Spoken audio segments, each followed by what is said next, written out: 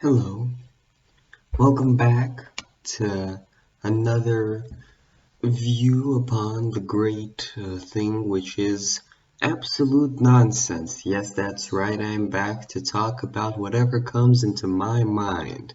This is only episode 2, my mic is still crappy, and the footage is probably going to stay being from Team Fortress. But at least I've got something new to talk about. And that's death. Yes. I think death is a great topic to discuss, and not why people die or how much death there is. No. This that's all statistics. It's all data. It's a lot of analysis of the wider world, and it doesn't bring the great enlightenment of thought about death in a religious sense or in what beliefs people have about death, right? Because a lot of religions, they think of death as a comma, right? Not as a full stop at the end of the great sentence of life, but as a comma which separates life on earth from an afterlife, or perhaps from a rebirth into another being, right?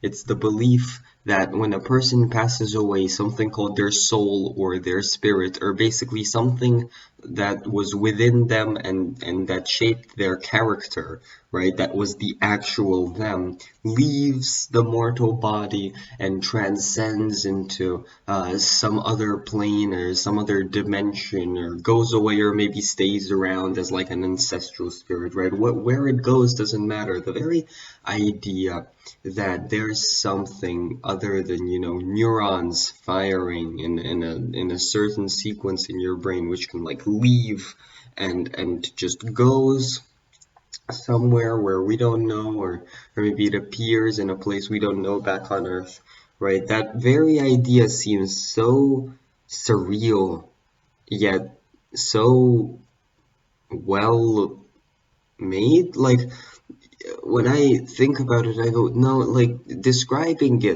it feels so random. But it also is very comforting, because if it is the truth, then you live forever, right? And if it's not, then, well, what if you do live forever but in a different state, right? You want to think that you can keep on living and keep experiencing this thing which is life, mostly because we're scared of death because we don't know what it is, right? There's people who think that once you die and your brain stops working, that's just it. It's like a constant state of deep sleep, right? You're there, but you don't know that you're in deep sleep. In fact, you don't know that you're sleeping. You don't know anything, right? Because you don't remember your deep sleep. It's just a non-existent period of black, right? That's oblivion. And if once we die, there's just eternal oblivion, then, well, what is eternal, right? It's not like you're gonna have a memory of it. You just stop, right? It's so difficult to grasp because you just stopping, well, what happens to the you? It's just gone. And there's been so much discussion, right? But no research, no scientific research. There's been theological research, but no scientific research into what happens after death. At least not that I know of. There's like a couple of things to what happens to your body after death. There's been a couple of people who've tried from a scientific perspective to connect with some like spirits or some plants or something in this like animalistic kind of religion, but there's not been experiments as to like at the moment of death and then for a while after, is there anything around the human body, right? Like imagine I want to hook up like every sensor that we have around a human body, and that when that person dies, I want to see if there's any anomaly. I want to see if something changes in one of the sensors, right? I want to know, and it probably won't, because if it does, then it doesn't prove anything even. Like, if it does, it's still just more hunches, right? We don't know what happens later, we just know that something happens. And that's almost as bad as knowing that oblivion after death is something happening. You know, if something happens but we don't know what it is, it might be even more scary than to think that nothing happens. Because for nothing, you know you won't be there to experience it. But if there's something, what if it's bad? What if it hurts? What if it's painful? What if you're rid of emotions even? What like maybe it's happy, but what is happiness after death? You don't know. So maybe even if we found proof that there is a life after death, it's not the best thing. And actually, this is for a lot of experiments the same, right? There's a lot of experiments which, like, you can prove something, but you don't know what it leads to. Like, right, imagine right now we have like elementary particles, for example. So what if we can prove that they're not elementary? What if we can go a step further? Well, what we've done is we've only said, okay, there's another step. What now? Where do we go now? What do we split it again? Like, where does it end? Once you've proven that it has ended, then you can start science from the base up on these elementary molecules, but it's difficult to prove. You can only think that it's the end. It's much easier to prove that it isn't, but proving that it isn't only makes proving that it is harder and harder. So it's very difficult to see a point in experimentation and, progress of anything really at a high enough level where it stops being mundane and it stops being directly applicable to the real world. For example, mathematics, right? At a certain level, in certain parts of mathematics, you just can't apply that to the real world. It doesn't correlate, right? You can know that it exists, that you can solve a specific math problem in this way, and it might eventually lead in the future to some great knowledge, right? But saying that, oh, we should solve math now randomly and try to progress something which has no physical meaning forward is pointless. So what is the reason for it to exist?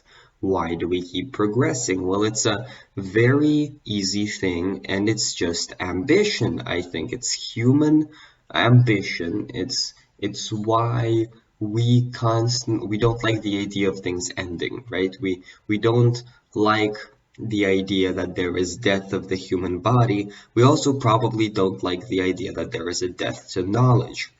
Like, if there is a death to knowledge, that means there is a limited amount of things to know, and once you've reached that limited amount of things to know, your civilization falls into stasis, right? Once you progress far enough and you use all of that knowledge to create life to the best it can possibly be, you fall into stasis. It's just this forever and ever and ever until somebody decides to heck it, that people need something like a wake-up call, and that person goes and does a crime and starts a war because it's the only way to go back to the time when technology could progress. Or at least in my eyes, right? I can imagine a utopian world, Earth far thousands of years into the future. We've discovered everything there is to know about anything. Like, and we're sure of it. Okay, we're sure that this is the end to all knowledge. Then the next thing that happens is somebody comes along and says, now we're bored and we need to get excited. People like being excited, in many a way people like being excited, but people like being in the process of something. But the only way you can make a happier process than normal life appear is if you have some higher thing to strive for. And if you have no higher thing to strive for once you've achieved pure like joy, you know, then the only way is to go backwards, and that's by the destruction of some of that joy through a war or through murder or I don't know, through the explosion of a planet. Like it's difficult to understand the idea of a utopian humanity because it just can't exist for very long. It can't exist for very long unless people change as what they are, right? Unless everything is under control, unless there is, total knowledge of even what every person is doing and that going back can be stopped. Well, in that case, it's not a utopia much, is it? So that's probably my thoughts on, just death of anything, really. There's a couple of other deaths, like there's, for example, the death of a star, right? You have the death of a star. When a star dies, a lot of stars, they explode into like a supernova, and that energy from that matter from the explosion spreads out in ripples. And actually, now that I think of it, what if we look at like human death, right? Using star death and a supernova, right? Imagine if when a human dies, well, their body doesn't explode, no, but in some way their death sends ripples around the universe, right? They've converted into something else. They haven't left their body, it's just that the very like event of death has some effects untied to the person before them, right?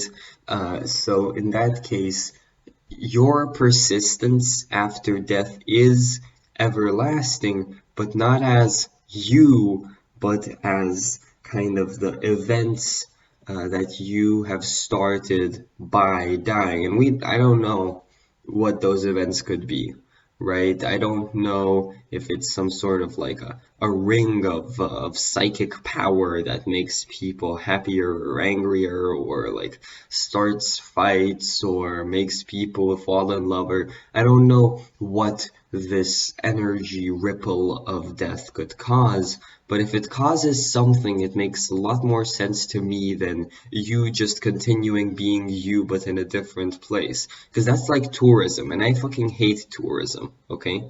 I fucking hate it. I don't like tourists. Anyways, it's very interesting, I think, because if the effects of your death spread out further and further and further, and you get sparser and sparser and sparser, because that is now you. If you die and these effects spread out, that's the only definition of you as like a soul, as like a person that can exist. And if they get sparser and sparser and sparser, and they kind of spread and spread and spread, that at some point you kind of slowly dissipate out. You're still there, but so spread and so wide and so all-encompassing. You're basically a powerless god, right? You're everywhere, but you can't control anything that is happening around you. And I personally feel like that's quite a bleak existence to have, but hey, we can't all be choosers, can we? Anyways, I feel like in this one I repeat myself a lot more, but even if I have, and even if I've stuttered quite a bit or something like this, I hope you enjoyed listening to my train of thought on death, and until next time, where I possibly discuss capitalism? I don't know. I'll think about it. Goodbye and farewell.